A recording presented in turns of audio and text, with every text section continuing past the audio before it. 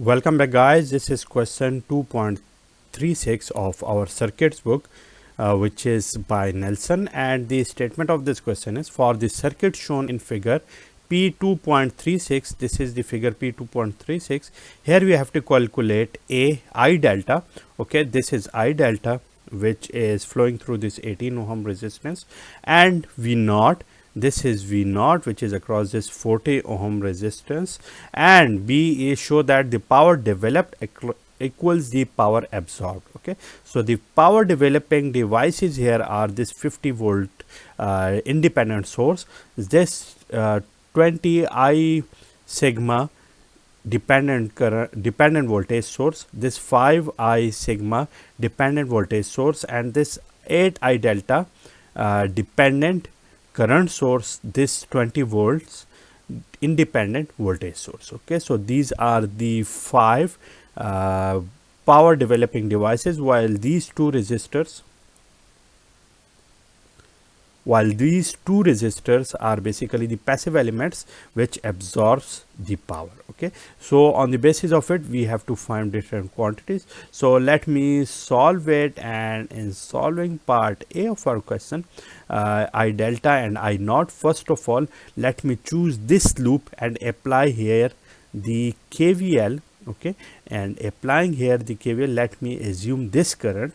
Okay, so assuming this current, we can see that this 50 volt is rising, this is rising, and this voltage, let me call it V18, which is 18 multiplied by I delta, because of the Ohm's law, this is the voltage drop of 50 plus 20 I sigma, because I have told you that this is the voltage rise, and also the polarities of these two sources is similar, so that's why I have to add them together, and this one is plus to minus because this is the passive element, so therefore the polarity of it should be adjusted with respect to the direction of the current. So therefore the current direction is in this direction, therefore it will be plus minus. So therefore it will be V18, and V18 is V is equal to IR, I is I delta multiplied by 18, this must be equal to 0.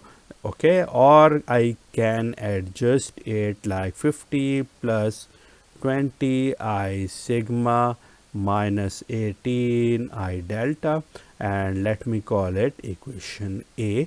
Okay, also considering the current direction here, and then we can see that the polarity across this 18 ohm is already known, and this is the current. Let me call it here, and we can see that this is negative positive positive negative positive negative. Okay, so according to this current direction, which is the clockwise, we can see that this voltage, these two are similar in polarity, while this one is the different one. So therefore let me apply the KVL here as well.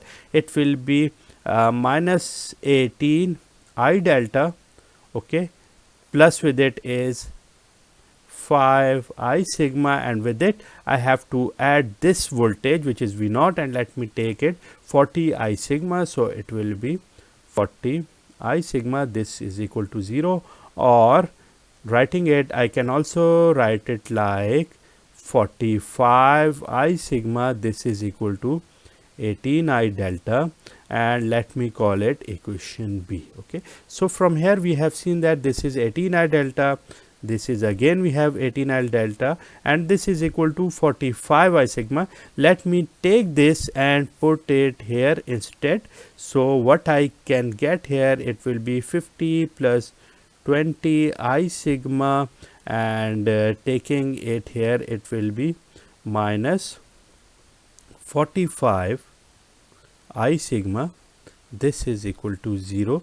Okay, let me find it out. It will be 50 minus 25 I sigma, this is equal to 0, or finding the value of I sigma from it, we will get it 2 amperes. Okay, so the value of I delta is known. Similarly, from here we can see that the value of V naught is how much?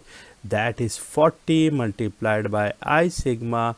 So 40 multiplied by 2, that is 80 volts. Okay, so the value of V naught is known, the value 5 sigma is known.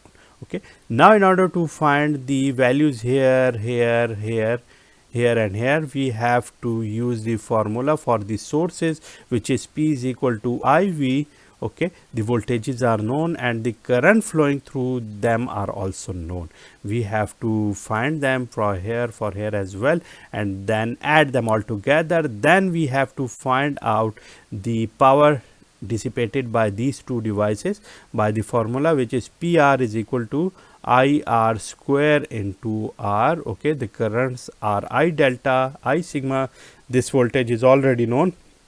We have to find out this current as well, because now in this formula we know the value 5 sigma as well. We have to put them here, and then PR1, PR2 will be known. We have to add them, and we will see that the power developed will be equal to the power absorbed. Okay, so that is basically the solution of question 2.36. If you guys have any question regarding the solution of it, you can ask me in the comment box. See you soon.